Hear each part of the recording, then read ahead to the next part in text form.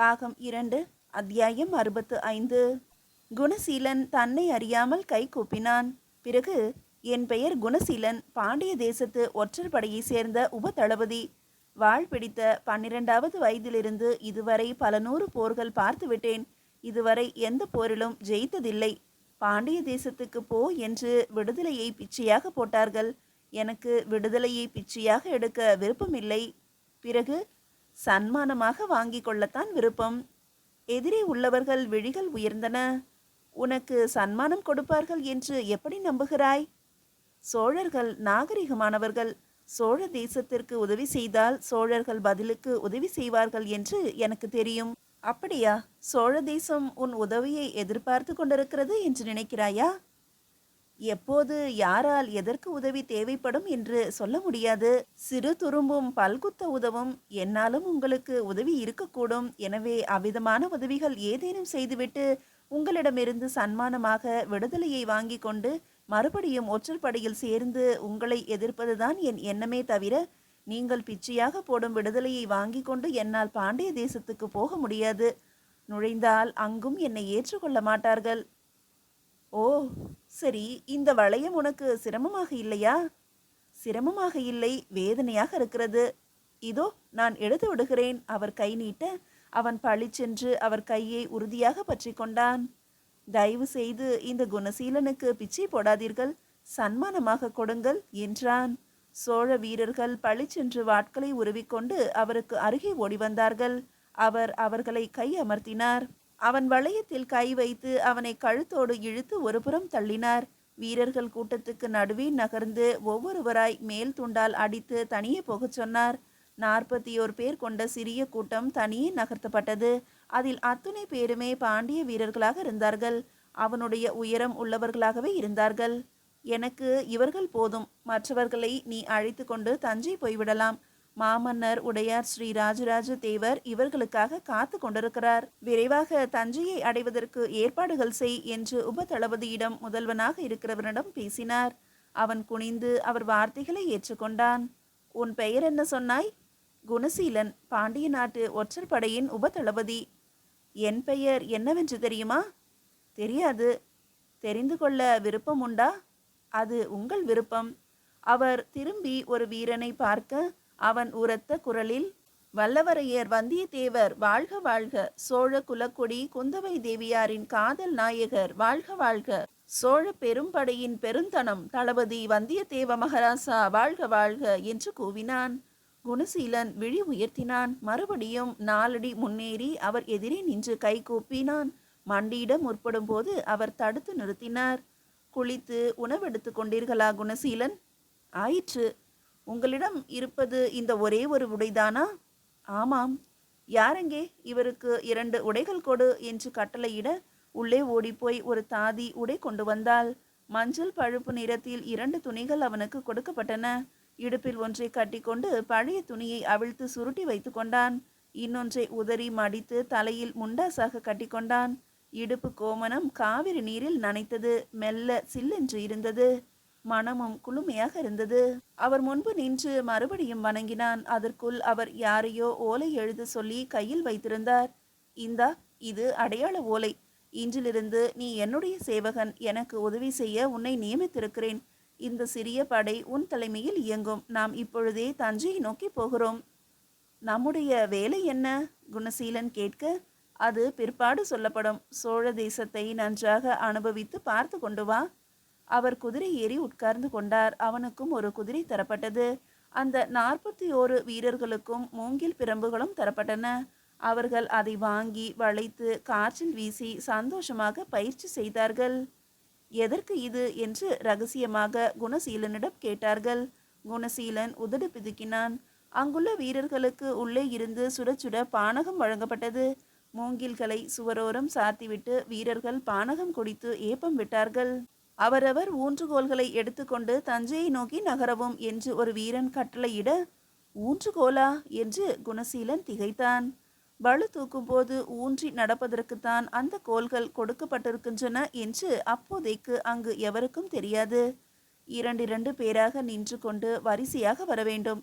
அரை மூங்கில் கழி தூரம் இடைவெளி ஒருவருக்கு ஒருவர் இருக்க வேண்டும். ஒரு உப தளபதி அதட்டலாக குரல் கொடுத்ததும் அந்த கூட்டம் முன்னேறியது.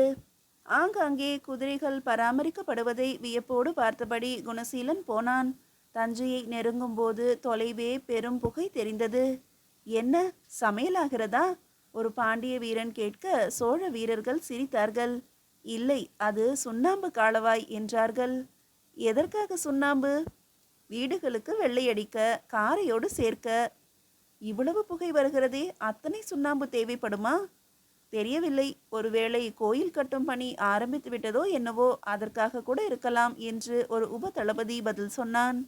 காவிரியை நெருங்கும் போது வேறு பக்கத்திலிருந்து ஒரு பாதை வந்தது. தஞ்சாவூரை நோக்கி போகும் பாதையோடு அது இணைந்து கொண்டது. அந்த பாதை முழுவதும் வண்டிகள் போன தடங்கள் தெரிந்தன. சக்கரங்கள் ஆழ பதிந்திருப்பது தெரிந்தது. இதுவரை மிருதுவாக இருந்த மண் பாதை இப்பொழுது கடினமாக மாறிற்று. வண்டி தடங்களின் பள்ளங்கள் அதிகம் இருந்தன. கவனமாக கால் வைத்து நடக்க வேண்டியிருந்தது. மிகவும் பள்ளமான இடங்களில் மணலை கொட்டி சரி செய்திருந்தார்கள். வந்தியத்தேவர் கீழே இறங்கி அந்த பாதையை பார்த்துவிட்டு மறுபடியும் குதிரையில் ஏறிக்கொண்டார். அருகில் இருந்தவர்களிடம் ஏதோ பேசினார். 1000 வீடுகள் கொண்ட கிராமங்கள் இருந்தன. கிராமங்களில் இருந்து மந்திர சப்தம் கேட்டது. கோயில் மணி அசைவது தெரிந்தது. குழந்தைகள் சுற்றி சுற்றி வந்தார்கள். பெரிய மரங்களை அறுத்து தெருவின் ஓரத்தில் அடுக்கி வைத்திருந்தார்கள். அந்த மரங்கள் உருளாதிருக்க மூங்கில்களை பூமியில் ஊன்றி தடுப்பாக போட்டிருந்தார்கள். பெரிய கொட்டகைகள் போட்டு மர வேலைகள் நடந்து கொண்டிருப்பது சுத்தியல் சப்தத்தில் தெரிந்தது. சற்று இளைப்பாற நேரம் கிடைத்தபோது குணசீலன் ஓடிப்போய் அந்த கொட்டகைக்குள் எட்டி பார்த்தான். 20-30 தச்சர்கள் மரத்தில் வேலை செய்து கொண்டிருந்தார்கள். பெரிய உத்திரங்கள் இழைத்து கொண்டிருந்தார்கள். மரத்திற்கு ஆப்பு கொடுத்து பெரிய பலகைகளாக நீண்ட வாளால் அறுத்து கொண்டிருந்தார்கள். அந்த வேலை நடக்கும் கொட்டகைக்கு பின்னே இன்னொரு கொட்டகையில் அவர்களுக்கு சோறு தயாராகி கொண்டிருந்தது. அதை பெண்கள் மேற்பார்வை பார்த்து கொண்டிருந்தார்கள்.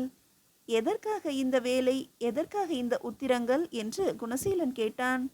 கோயிலுக்காக செய்கிறார்கள். கோயில் மரத்தால் செய்யப்படுமா என்று மறுபடியும் கேட்க, தெரியாது என்று அவர்கள் பதில் சொன்னார்கள். சிற்பங்கள் செய்கிறவர்கள் தஞ்சையில் அதிகம் என்று கேள்விப்பட்டிருக்கிறேன். இங்கு யாரும் இல்லையா? இங்கு யாரும் இல்லை, இன்னும் உள்ளே போக வேண்டும் என்று பதில் சொல்லிவிட்டு வேலை செய்ய துவங்கினார்கள் அவர்கள். சிறிது நேரம் நின்று பார்த்துவிட்டு குணசீலன் படையோடு சேர்ந்து கலந்து கொண்டான்.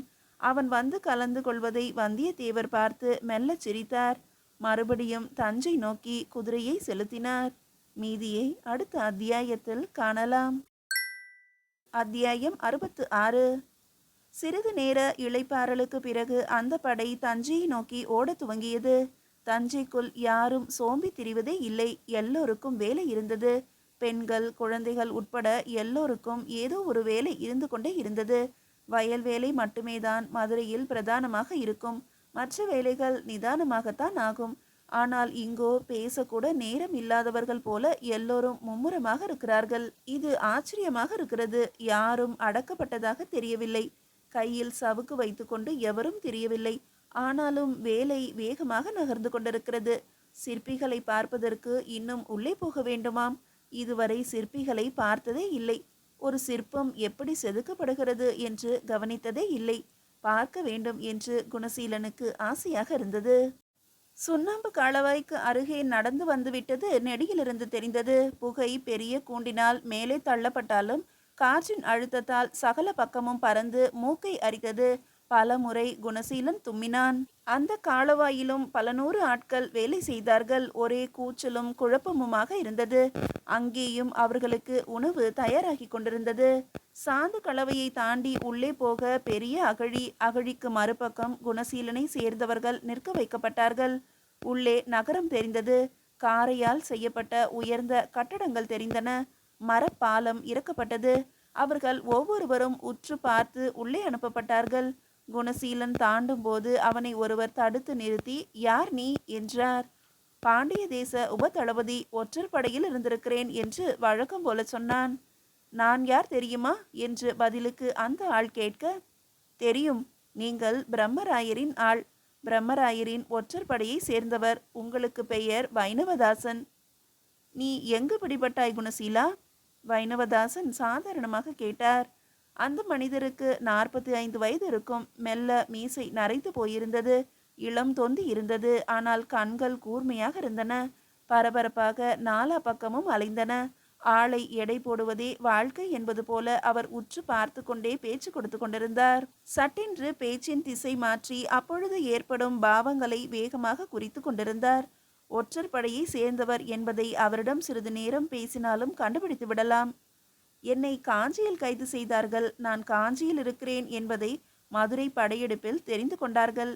எப்பொழுது கைது செய்தார்கள்? நான் கைது செய்யப்பட்டு 3 வருடங்களுக்கும் மேலாயிற்று.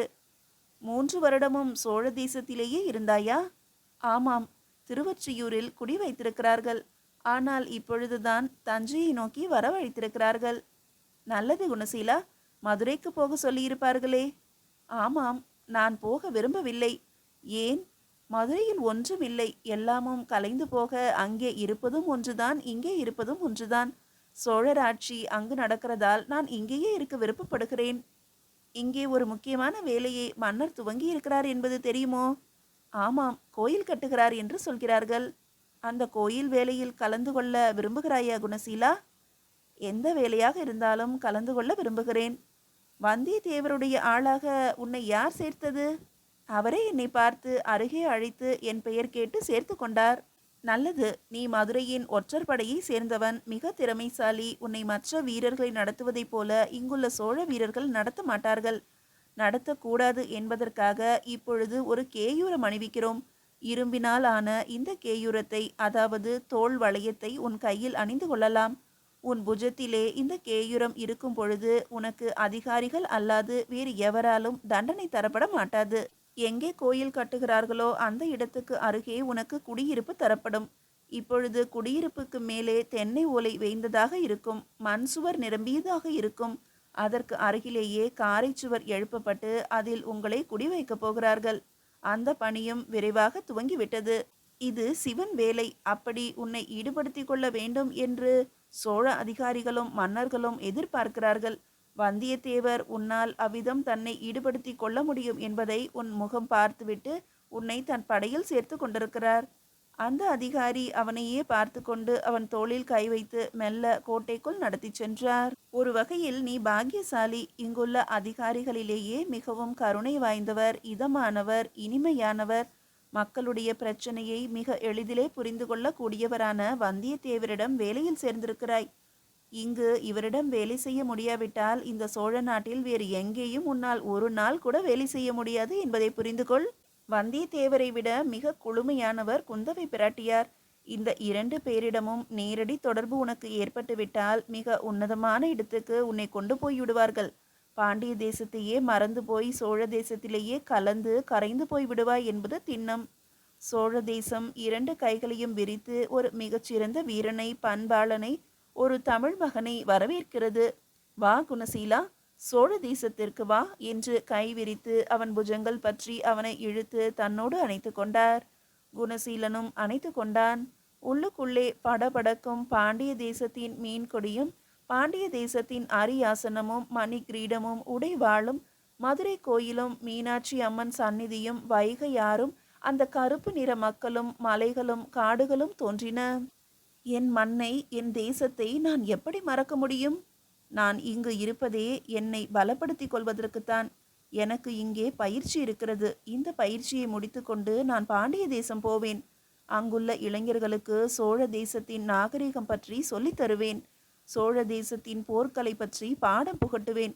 சோழ தேசத்தை என்றேனும் ஒரு நாள் நீங்கள் அடித்து நொறுக்க வேண்டுமென்று ஆவேசம் மூட்டிவிட்ட பிறகே மரணம் அடைவேன் என்று மனதுக்குள் சொல்லிக் கொண்டான் குணசீலன். அதிகாரியை அதிகம் தொடாமல் மிருதுவாக தொட்டு தழுவி மெல்ல விலகி நின்றான். கைகூப்பி குனிந்து வணங்கினான். நீங்கள் சொல்வது போல என் தேசம் மறந்து சிவன் வேலையாகவே இருக்க நான் விரும்புகிறேன். சிவனுக்கென்று உழைக்க நான் தயாராக இருக்கின்றேன். ஒரு நல்ல வைணவ பாடலை வைஷ்ணவ திரிதண்டி சந்நியாசிகள் பாடுவதை கேட்டிருக்கிறேன். தெரியேன் பாலகனாய் பல தீமைகள் செய்துவிட்டேன்.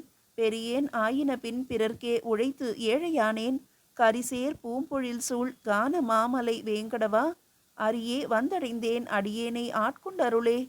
அரசர்களுக்கும் அதிகாரிகளுக்கும் உழைத்தது போதும், இறைவனுக்கு உழைக்க விரும்புகிறேன். அடிக்குரலில் நிதானமாக குணசீலன் பேச வைணவதாசன் மனம் குழைந்தார். ஒரு வீரனை அழைத்து, இவனை வந்தியத்தேவர் இல்லத்துக்கு அழைத்து போ.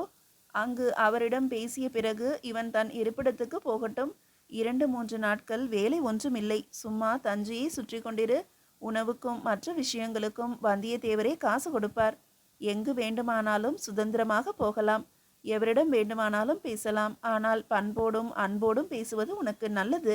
வீண் விவாதங்களில் ஒருபோதும் சிக்கிக்கொள்ளாதே. எல்லா பேதங்களையும் மறந்து ஒன்றாக அனைவரும் உழைக்க வேண்டும் என்பதுதான் இங்குள்ள அதிகாரிகளின் விருப்பம். அந்த சோழ வீரனும் குணசீலனும் துரித நடையாக ஊருக்குள் நுழைந்தார்கள். கோட்டையை தாண்டி முதல் சுற்று தெருவை கடந்து ஒரு தெருவின் மூலம் உள்ளாலை என்று சொல்லப்படும் அதிகாரிகளும் அரச அலுவலர்களும் அரண்மனையும் இருக்கின்ற இடத்திற்கு போக குணசீலன் திகைத்து போனான்.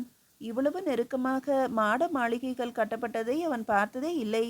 4 தெருக்கள் மிக நெருக்கமாக 3 அடுக்கு மாடங்களோடும் பெரிய தூண்களோடும் மிக வனப்பாக வண்ணம் தீட்டப்பட்டு சுவர்களில் சித்திரம் எழுதப்பட்டு அற்புதமான முகப்புகள் கொண்ட பெரும் கதவுகள் கொண்ட காரை வீடுகள் கண்ணுக்கு தென்பட்டன. 4 வீடுகள் தாண்டியதும் ஒரு சந்து இருந்தது. 2 குதிரைகள் போகின்ற அகலமாக அது காணப்பட்டது. கெட்டியாக பாறை கற்கள் பதித்து குதிரைகள் போகும்போது வழுக்காமல் இருக்கும்படி போடப்பட்ட பாதையாக இது இருந்தது. இப்படி ஏன் இடைவெளி விட்டிருக்கிறார்கள் என்று குணசீலன் கேட்க, பின்பக்கம் போக வேண்டுமென்றால் அல்லது அடுத்த தெருவுக்கு போக வேண்டுமென்றால் வீதிகளை சுற்றி கொண்டு போக வேண்டி வந்துவிடும். மாட வீதிகளை சுற்றி கொண்டு தேர்களோ யானைகளோ போகலாம். ஆனால் மக்கள் ஒவ்வொரு முறையும் அப்படி போவது கடினம் அல்லவா? ஆகவே நடந்து போகிறவர்கள், குதிரையில் போகிறவர்கள் சீக்கிரம் தெருவிற்கு போவதற்காக, உள்ள அலைகளிலிருந்து வெளியே போவதற்காக, அதாவது புறம்படிக்கு போவதற்காக ஏற்பட்ட இடம் இது. புறம்படி என்றால் என்ன? கோட்டையை தாண்டி இருக்கின்ற திடல். அங்கு அமைந்திருக்கின்றன தற்கால குடிசைகள், தற்காலிக தங்க வைப்பு சத்திரங்கள். புறம்படியில் உண்டானவை யானைகளும் வெளியூரிலிருந்து வருகின்றவர்களுடைய வண்டிகளும் கிராமத்திலிருந்து வருகிறவர்களுடைய மாடுகளும் அங்குதான் கட்டப்படும். உள்ளாலையை அதிகம் அசிங்கப்படுத்தக்கூடாது என்பதற்காக மிக கவனமாக ஆட்களை உள்ளே அனுமதிப்பார்கள். அவசியம் இல்லாதவரை உள்ளாலைகளுக்கு அனுப்பவே மாட்டார்கள். சோழ தேசத்து கிராம மக்களே உள்ளாலைகளுக்கு வருவது என்பது இயலாத காரியம். அப்படியா? இவ்வளவு பாதுகாப்பாக உள்ளாலை இருக்க வேண்டிய அவசியம் என்ன? இடையராது போர் நடந்திருக்கிறது. பாண்டிய சேர தேசத்தை, சாளுக்கியர்களை, ஈழத்தை நாங்கள் அடக்கி ஆண்டிருக்கிறோம். எதிரிகள் எப்போது வேண்டுமானாலும் எங்கு வேண்டுமானாலும் தாக்கலாம் அல்லவா? இது அரண்மனைக்கு முன்னே இருக்கின்ற தெருவல்லவா? எனவே அரண்மனையை அடைவதற்கு முன்பு கட்டுக்காவல் பலமாக இருப்பது போல புறம்படியிலேயே நாங்கள் தணிக்கை செய்து உள்ளாலையில் அனுமதிக்கிறோம். உள்ளாலையை தாண்டி நீங்கள் அரண்மனைக்கு போக வேண்டும் என்றால் இன்னும் அதிகமான கட்டுக்காவலும் கண்காணிப்பும் இருக்கும். இப்பொழுது நாம் எங்கே போகிறோம்? அரண்மனைக்குள் போகிறோம் என்றான் அந்த சோழ வீரன். அவன் தெற்கு மாடவீதியை நோக்கி நடந்து அங்கிருந்து மேற்கே ஒரு பெரும் பாதையில் திரும்பினான். மீதியை அடுத்த அத்தியாயத்தில் காணலாம்.